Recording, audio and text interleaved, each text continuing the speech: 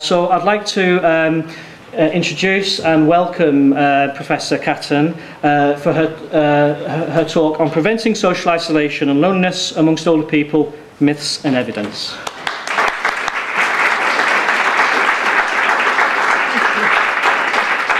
What an introduction. That sort of put me in my place a bit. It's slightly worrying always. I must say, first of all, many thanks for inviting me. To David and Joe and everybody else. I've already forgotten your names, I'm sorry, but I've had a fantastic day here. And really, when we arrived here in this wonderful hall, I thought, I have absolutely nothing to add, because you're already doing it here. You already know everything. You know, what else can I say? So this is really going to be almost a repetition of everything that's already happening here. And so I'm sorry if you already know all this. Yeah, I just want to present some of the current knowledge around loneliness. And then I want to look at some of the common practice that's ongoing mainly in the UK, but elsewhere as well. And perhaps highlight some of the gaps that are there. And I want to look at some of the evidence, the current evidence, as David alluded to, based on systematic review, and then kind of adding on to that review from there. And then I want to conclude by just looking at some of the possible future scenarios, both in terms of research and practice. But let me just start with some facts. Well, this is a fact. This is actually a cartoon published in The Guardian last year. And if you can read that, it says, Chiropodist district nurse, etc., etc., etc. And it says, is there anything else that I've forgotten, Mrs. Cole? It's been a long time since my last home visit. And the lady in the chair says, I'm sorry, I should have said something earlier, but I'm actually not Mrs. Cole. But your company helped lift the intolerable burden of loneliness and isolation that afflicts my life and made me feel human again. And then she stands up, Claire stands up and says, are you telling me that I've just wasted my time? Well, let's think about why we're talking about older people in the first place. And most of you will know this. I'm not going to start saying, well, huge growth in old age. But already we have that in the UK, and if we look at some of the figures in the Republic of Ireland, that we know for a fact that the number of older people are increasing. And that's across the globe. I mean, that's not just in Europe. It's not just in America. Australia and so on. It's across the globe that this is happening. And of course, there are two factors at play here. First of all, people are aging or are staying old or living longer, but there's also the fact that fertility rates are dropping. So there's a kind of combination of things. But the fact is that the number of older people are increasing. So, okay, well, what about loneliness? Well, we know that from the research that loneliness is considered a subjective, unwelcome feeling. And when older people describe that, they actually often grip their stomachs. You know, they say, it's this kind of horrible feeling inside me.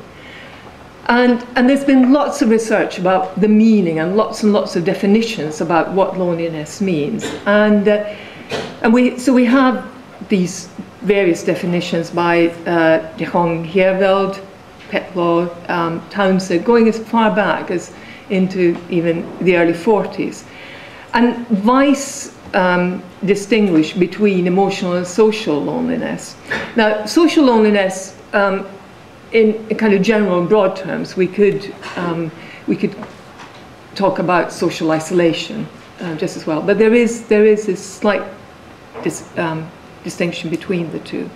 And we also distinguish between types of loneliness. So we can talk about transient loneliness. That's the kind of feeling that most of us can have really any day. You know, we're standing in a crowd. We suddenly think, oh, I don't feel, you know, talk about loneliness, feeling lonely in a crowd. And that's kind of part of what happens to us. Then we talk about situational loneliness. And situational loneliness is something that changes. So there's a kind of satisfying relationship, and that changes to an undesirable position. But somehow or other, we either know or we can move out of that state. And then finally, we have something that's defined as chronic loneliness. And chronic loneliness is more enduring. And if we then think of older people, very often what happens is that they can move from transient, so let's say loss of a partner, to something more chronic, something that's ongoing. But you also have to bear in mind that you have people who've been lonely most of their lives. So it's not something that just happens in old age. You know, in fact, some of the data suggests that young people often are more lonely than older people. That's something that might surprise some of you. But let's just move away from this a little bit for a moment, and I just want to give it a human face, because these are definitions. I just want to give it a slightly human face to it. A couple of years ago, I was sitting on the stair, as one does, with my step-granddaughter, who at that time was 4. And we were just chatting about the universe and the world and life in general, as you do with a 4-year-old. And she, all of a sudden, she said, "Granny Mima, you know what? I don't like to be lonely." And if a 4-year-old can somehow define that feeling of an unpleasant feeling of not wanting to feel lonely, and then we went on to talk about the flowers in the garden or something else. You know, we didn't really dwell on the subject, but she defined that very clearly for herself at the age of 4, that lonely was an unpleasant feeling. Then we can understand that for most people, loneliness is something that perhaps we can't define exactly, but it's not something that we particularly like feeling. So what's social isolation in that case? Well, there's been this notion that social isolation is something that we can objectively measure. That there's a lack of social contacts, a lack of social activities or networks. And older people, again, are quite clear about the difference between loneliness on one hand and social isolation on the other. And they're also quite clear that these require different interventions. However, as we'll see when we look at practice, quite often these are muddled and kind of bring them together as one and the same. Sometimes they've been defined as opposite ends of the spectrum. But if you think about it, if on one hand we talk about social isolation as being measurable as the number of contacts, loneliness, we can't exactly say, well, that's just a lack of contacts, because if it's the loss of something desirable, then how can that simply be something that's measurable? So these are, I'm just throwing up some of the difficulties that we have when we're looking at these factors. And of course, as another difficulty here is that although social isolation has been defined as objective, what does the lack of social contacts mean to different people? Now, a small number might be undesirable for someone, but the same number might be perfectly okay and even desirable for someone else. So there again, it's about definitions and how we go about measuring that. So these are some of the difficulties that we grapple with. And then I just want to add something else to the confusion before we go on to what we actually do. And this isn't just a defense of why research is so difficult. It's just to illustrate where we're at the moment in terms of our understanding of loneliness. It's how we as researchers or as practitioners or people who experience it, how we actually define that, how we understand, or how we actually understand the meaning of these expressions. And increasingly in research, we're talking about the social and cultural context, so the entire context. Let's say someone, Jenny Herveld gives a really good example of this, because she compares someone in northern Finland with someone in Greece. And she says, okay, well, here you've got the older person in Greece and the older person in a remote village up in northern Lapland. Who do you think is going to be more lonely? Well, the fact is, at the moment, that all the studies suggest that the older person in Greece is more lonely than the older person in northern Finland. And there are all sorts of factors that presumably play in, and the reasons for that. So we have to be very careful about being, terribly specific here about what we actually, that is making assumptions about what loneliness is. Personality, who we are. Now, I'm sure we all know people who, from very early age, are quite lonely. They're quite isolated. In fact, they enjoy their own company. It's not just about assuming that everybody wants to be in large groups. And there are also issues about theoretical issues, and there has been a tendency to put blame on. So in other words, if you're a lonely person, there's something wrong with you, instead of saying, actually, are there other factors at play?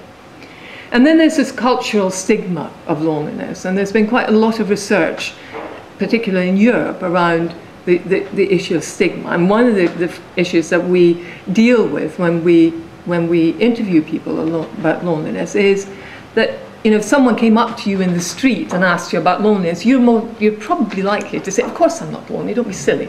Whereas in fact you might be, because of the social stigma of loneliness. But that might not be the same in all cultures. So we have to be very careful about making those types of assumptions. So let me just bombard you with a few more facts. And these are mainly figures from the UK. So in the UK, quite a large number, and this is increasing, of older people live alone. And this is certainly a figure that's increasing. And I think that probably is true across Europe. And there are figures then that looked at this association with living alone. And I'll come back to that in a minute. But it's quite interesting that of those people who are socially isolated, we know that over 90% of those live alone. Now, Christina Victor and colleagues have looked very recently at loneliness in the UK, and the figures are actually quite similar to data that we have from previous studies. The one big difference that we've seen are people who are sometimes lonely, and that figure seems to be increasing, whereas those people who are often or always lonely, that seems to be more or less the same.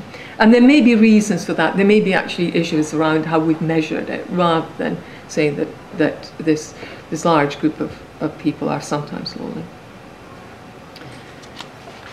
Of course, what these percentages show is that the overall numbers of lonely older people are increasing, simply because of increasing numbers of older people. Now, in research by Heerveld and Berholt and Tom Scharf, this collated knowledge that we have is that we now understand quite well the determinants of loneliness. So we know that there are issues around socioeconomic factors. We know that there are associations with health, social roles, social standards, whether people live in urban or rural areas, and also internationally, so country differences. As I mentioned, the difference between older people in Greece and Finland, but equally between UK states and so on. And there's very little research still around in large parts of the world. There is an association. We also know now through Christina Victor's work that there are ethnic differences, although we still don't fully understand exactly what they are, but it looks like there are some prevalence differences. But one of the questions that we raise is, do we actually understand if people have the same meaning for the expression lonely? So do some cultures not really fully, that we express it differently? And that has been pulled together as the main risk factors. So